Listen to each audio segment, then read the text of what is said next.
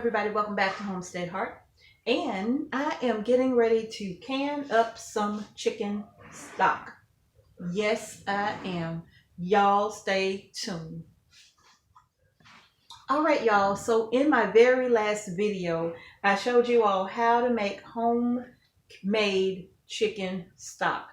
And what I'll do, if you didn't see that video, I will post it up here somewhere so that you can click on that video, go back and have a look at it so you'll know what we're doing with our next steps, which is canning and preserving our chicken stock. Okay, so let's go ahead and get into canning our very own chicken stock.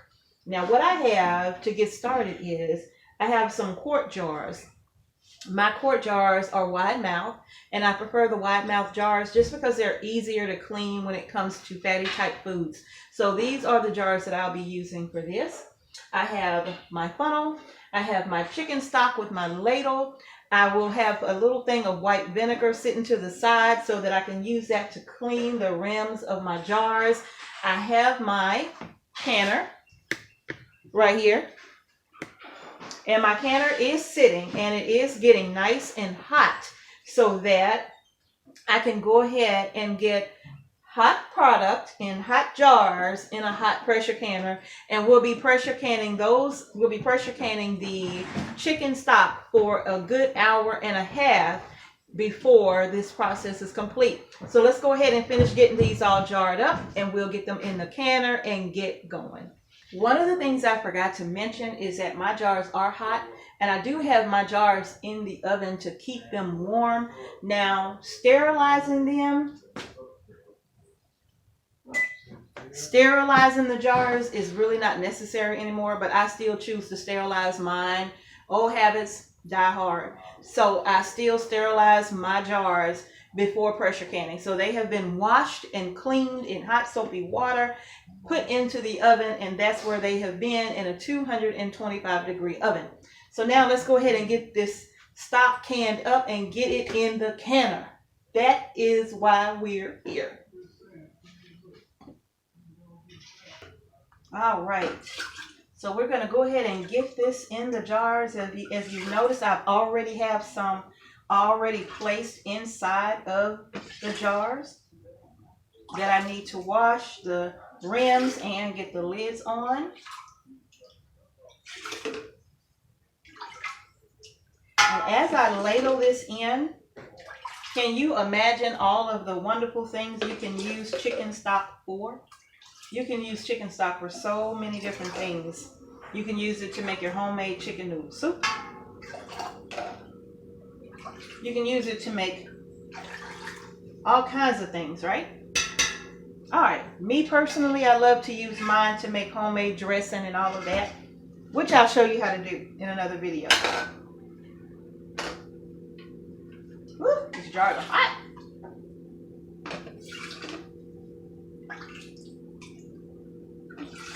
What do you use chicken stock for? Woo.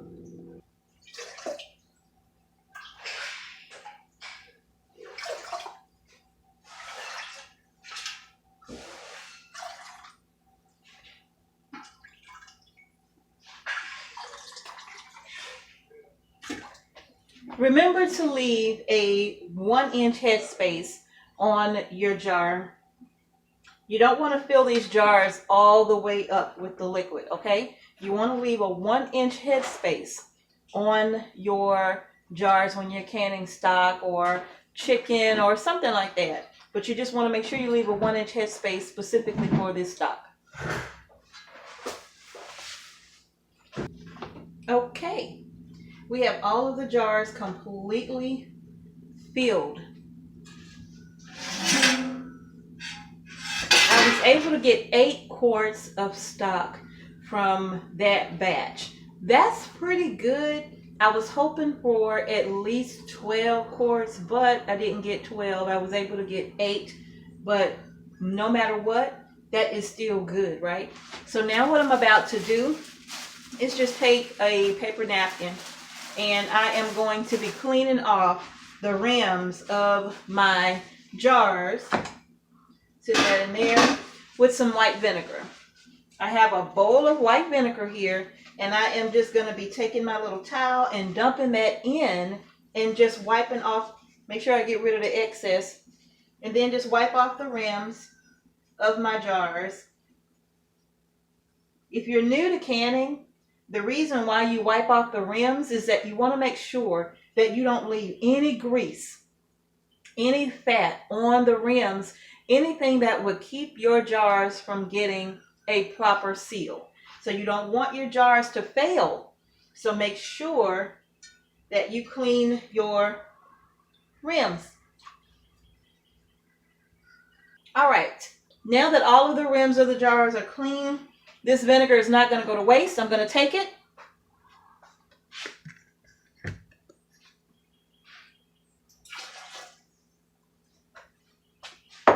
I'm pouring that inside of my canner, and that will just simply keep my jars from clouding up and just make sure that the jars look beautiful when they come out of the canner. Okay, so now we're going to go ahead and get the lids and the bands on and get them inside of the pressure can.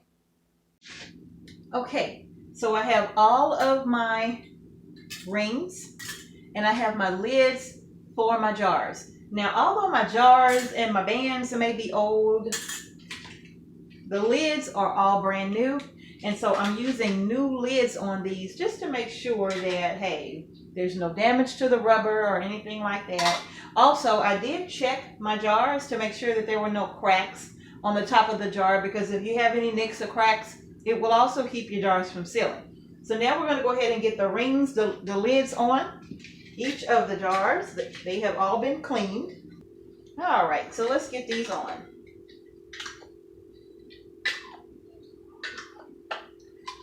Okay.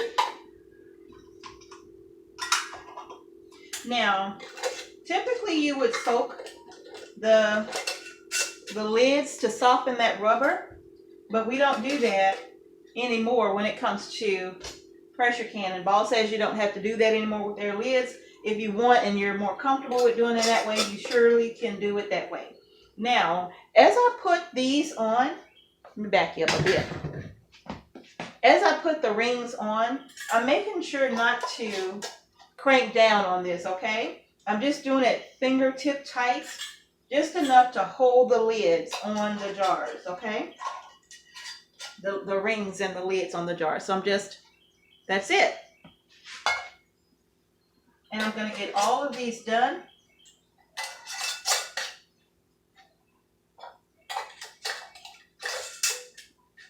And then they're going in the pressure canner.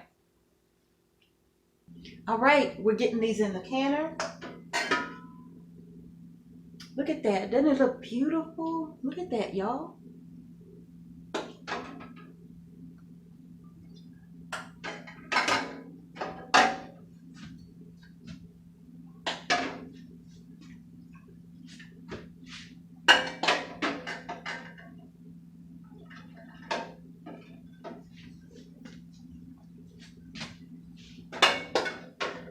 Okay, so my canner only holds 7 quarts, okay?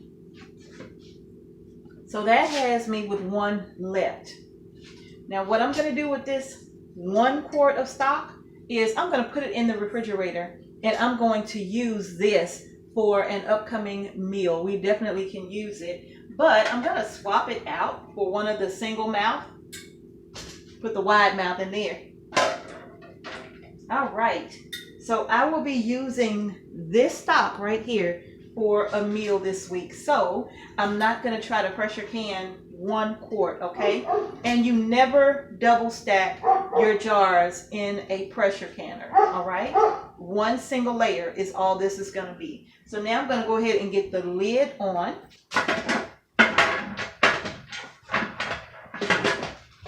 Okay.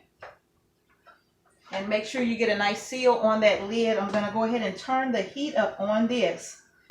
Okay, so now that we have the lid on, what we're going to do, this has to heat up the pot, okay? And once this starts heating up, this is going to start spewing out some steam. And so we're going to have to let this steady flow of steam vent for about 10 minutes. We won't start the timer on it until it's venting a steady flow of steam. Okay, and once it does that for 10 minutes, we will put on the pressure regulator. This will build up 10 pounds for us. It's 10 pounds of pressure. And once we get to 10 pounds, of pressure, that's where we want to can this for 90 minutes. So now that we have them in the canner, we're going to go ahead and let this start to build up some heat so we can get this thing to venting and get the canning process underway. Y'all stay tuned for the end product. Okay, so while I am waiting for my chicken stock to complete the whole canning process, I have it going in my pressure canner at 10 pounds of pressure, and this is going to cook for 90 minutes, an hour and a half. So while that's doing that, I thought I'd show you this. So what I'm doing over here is the scraps. All of this came from the chicken stock. Once I strained it and took all the big pieces out, this is what was left. It's like a big pan of bones and carrots and celery. All of that is in here, right? So what I have decided to do is take this, and it even had like turkey necks with lots of meat and stuff. With meat and stuff still in it. So instead of throwing this away, I am actually bagging this up, and I am going to be giving this to our dogs. We're going to be mixing maybe like a cup of this in with their dry dog food. They are going to love it. So I just thought I'd show you that none of it is going to go to waste. It's not going to waste. I'm just putting it in this bag. All right, you all. So the chicken stock is done. It has pressure canned for 90 minutes. The pressure has gone down from the canner. So as you can see, I could take the pressure regulator off and set that to the side, and it's safe for me to open my pot. This pot has cooled down. I just left it sitting here for hours so that it could just cool all the way down. So I'm gonna go ahead and open this and take the lid off. There's no pressure. Just take the lid off of here. Oh, and it smells good. Set this to the side, and I have my mats right here. I'm gonna show y'all what I use. I'm gonna show y'all what I use to put my jars on when I take them out of the canner, okay? But let's go ahead and get these out. Ooh, look at that. Take them out. Oh, look at that chicken stock. Nice and dark.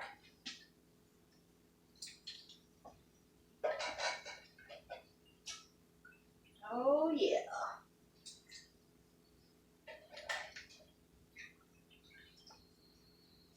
Now, as I take these out of the jar,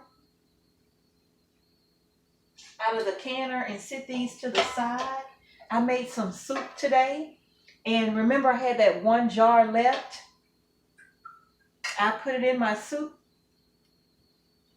It was good. It was so good. It added so much flavor. I made some lentil soup, and it added so much flavor to my lentil soup. So this is good, y'all. Look at that. Isn't that beautiful? Look at that. All right. Now, I'm going to let these sit on the counter overnight, and then tomorrow